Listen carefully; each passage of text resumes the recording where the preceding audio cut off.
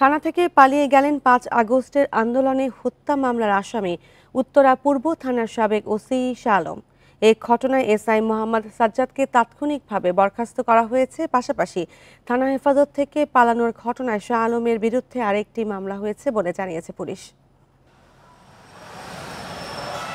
৫ August ছাত্র জনতার আন্দোলনের সময় উত্তরা পূর্ব থানার ভারপ্রাপ্ত কর্মকর্তা হিসেবে দায়িত্বরত ছিলেন শাহ আলম।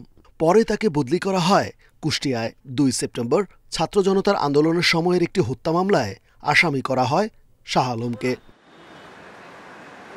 বুধবার রাতে কুষ্টিয়া পুলিশ লাইন থেকে গ্রেপ্তার করা হয় শাহ আলমকে। সেখান থেকে আনা হয় ঢাকায়। আদালতে তোলার আগে রাখা হয় আগের কর্মস্থল উত্তরা পূর্ব থানাতেই। বৃহস্পতিবার দুপুরে সেখান থেকেই পালিয়ে যান তিনি। শাহ আলমকে গ্রেপ্তারের দাবিতে ২৪ ঘন্টার আলটিমেটাম দিয়ে বিক্ষোভের ডাক দিয়েছে জাতীয় নাগরিক কমিটি ও স্থানীয় ছাত্র আন্দোলনের নেতারা।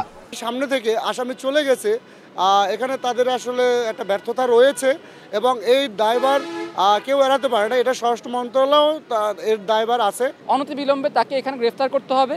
গ্রেফতার করে তাকে আবারও এখানে নিয়ে আসতে হবে, তার দৃশ্যমান শাস্তির ব্যবস্থা করতে হবে। তা না হলে আমরা আগামীকালকে যে কর্মসূচি ঘোষণা করেছি, এটা ২৪ ঘন্টার আলটিমেটাম দেওয়া হয়েছে, যদি না গ্রেফতার করা হয় তাহলে আমরা আরও বড় ধরনের কর্মসূচিতে যাবো ইনশাআল্লাহ।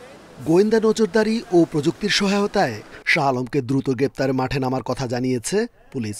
থানার সাবেক ওসি শাহ আলম, ওনাকে গ্রেপ্তার করা হয়েছিল। উনি কৌশলে থানা থেকে আজকে ১২টার পরে যে কোনো সময় পালাইয়া যায়।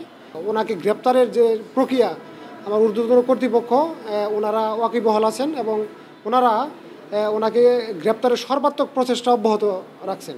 থানা থেকে যেহেতু আসামি পালাই গেছে, থানা তো আর দায় এড়াতে পারে না। একটা মামলায় তাকে আটক করা হয়েছিল। পরবর্তীতে আজকে আনুমানিক ১৬টার দিকে তাকে থানা থেকে আদালতে প্রেরণের সময় সে কৌশলে পালিয়ে যায় এবং ইতিমধ্যে এই ঘটনায় জড়িত থাকা ঘটনার দায়িত্ব অবহেলার প্রেক্ষিতে একজন এসআইকে সাময়িক বরখাস্ত করা হয়েছে। দিনে দুপুরে থানার ভেতর থেকে আসামি কিভাবে পালিয়ে গেলেন তা নিয়ে উঠেছে নানা প্রশ্ন। রেজওয়ানুল হক, ইন্ডিপেন্ডেন্ট নিউজ, ঢাকা।